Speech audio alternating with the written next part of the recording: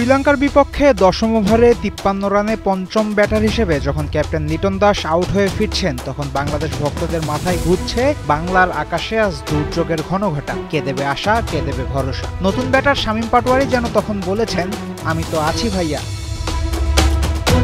সাথে ব্যাট করতে নামা শামীমই বাংলাদেশের সর্বোচ্চ রান স্কোরার এদিন। করেছেন ৩৪ বলে ৪২ রান। ইনিংসের একমাত্র ছক্কাও শামীমই মেরেছেন। জাকের আলী অনিকের সাথে শামীমের অবিচ্ছেদ্য ৮৬ রানের জুটি হয়েছে। তাতেই বাংলাদেশ ২০ ওভার শেষে করতে পেরেছে ৫ উইকেটে ১৩৯ রান। এতটুকু রানের এত বিস্তর বর্ণনা শুনে মনে হচ্ছে অতিরঞ্জন। মনে রাখতে হবে, ম্যাচের শুরুটা বাংলাদেশের জন্য দুঃস্বপ্নের চেয়ে কম ছিল না। টস হেরে ব্যাট করতে নেমে প্রথম বলটাই তামিম পেয়েছিলেন জুসিফুল টস, কিন্তু বাউন্ডারি পাননি ব্যাটার, মেরেছেন স্ট্রেইট টু ফিল্ডার। ম্যাচে টাইগাররা প্রথম রান পেয়েছে ১৪তম বলে।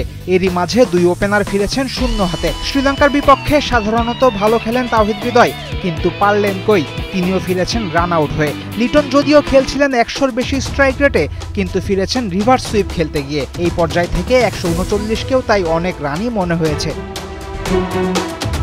মাত্র ১৪০ টার্গেট দিয়ে ম্যাচ জেতা সহজ কাজ না। ম্যাচ জিততে হলে উইকেট নেওয়া ছাড়া আর কিছু ভাবা যাবে না।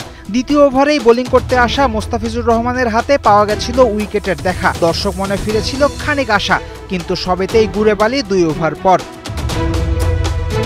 শরীফুল ইসলামের শর্ট বলে ক্যাচ তুলে দিয়েছিলেন লঙ্কান নম্বর ৩ কামিল মিশারা, কিন্তু শেখ মেহেদী হাসান সেই ক্যাচ ধরতে পারলেন না।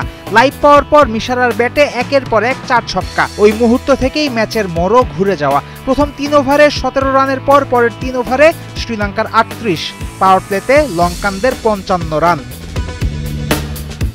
৬ ওভার পরেই যখন আপনার জেতার জন্য মাত্র ৮৫ রান দরকার, তখন মনোযোগ যাবে রান রেট বাড়ানোর দিকে। শ্রীলঙ্কান ব্যাটাররাও তাই করেছে। নিসাঙ্কা মিশারা দুই ব্যাটারই হাত খুলেছে। প্রথম নিসাঙ্কা ৫০ করেছেন ৩৪ বলে। ১৩৯ রানের পুঁজি মুহূর্তেই ছোট হয়ে গেছে।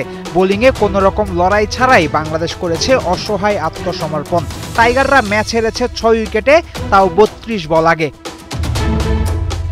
হংকংয়ের বিপক্ষে বড় ব্যবধানে জিততে না পারলেও শ্রীলঙ্কার বিপক্ষে বড় ব্যবধানে হেরেছে বাংলাদেশ। এতে করে নিজেদের রান রেট তো খারাপ হয়েছেই, শ্রীলঙ্কার নেট রান রেট হয়েছে অনেক শক্ত। আফগানিস্তান বেশ আগে থেকেই বড়সড় নেট রান রেটের পাহাড়ে বসে আছে। এমত অবস্থায় বাংলাদেশের জন্য সুপার 4-এর স্বপ্ন সত্যি হওয়ার সম্ভাবনা কমই মনে হচ্ছে। ফয়সাল হাবিব, ৭১।